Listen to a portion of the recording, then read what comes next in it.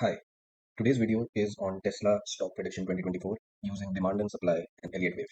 Now, please do your due diligence and do not buy and sell based on my recommendations. This video is purely to understand, explain for teaching purposes only, and this should not be taken as a stock buying advice. Okay, so coming to the video. Tesla, the first thing that I would do is mark out Elliott wave. Here I can see an impulsive move up starting from 22nd, 23rd April 2024. So this is clearly a wave 1, this can be wave 2, wave 3, wave 4, wave 5. Let's zero this down more. Wave 3 is, let's use the fib extension starting from here and getting it down here.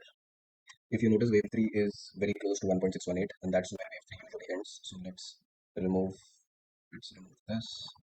So if wave 3 has finished here, wave 4 would usually come anywhere from, we take this Fibonacci and wave 3 would come somewhere in this region. I'll show you how.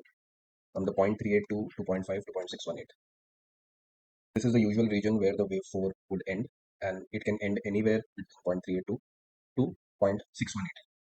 Now, why I feel that Tesla will come till here, till this level, which is 208, and then make a wave 5 is because, let's remove this, because we have a very nice demand zone here.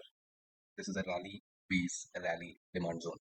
This is where institutions have put in their buy orders, and after that, this is such a big green candle which causes a fair value gap. A fair value gap is where this wick of the earlier candle, it is only till here, and then the next candle's wick does not eat into these pending buy orders of this candle. So if you notice from here to down here, which is the wick of the earlier candle, this is unnatural.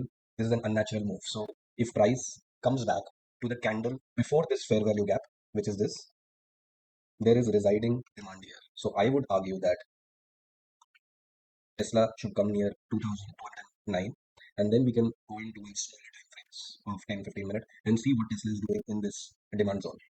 Demand zones can be many and price can break through them, but in 10 and 15 minutes, if we see a market structure shift from downtrend towards uptrend, then definitely the institutions have bought again at a better price where their pending buy orders did not get filled before.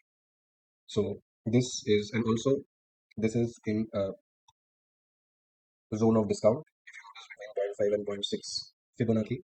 So I would argue that this is a very strong zone. The last thing that I check, which is not mandatory, is fixed range volume profile.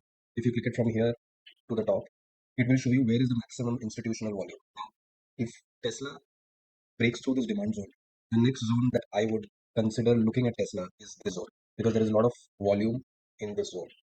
But then the Elliott wave count would be wrong, because wave 4 usually stops at 0.38 to 0.5 or rarely 0.6, but not below that.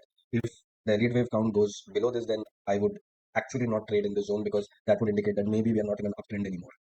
Thank you. And again, this is not advice to buy the stock. This is just for teaching purposes. Hope you enjoyed the video. Please like and subscribe and leave in the comments what next you would like me to cover. Thank you.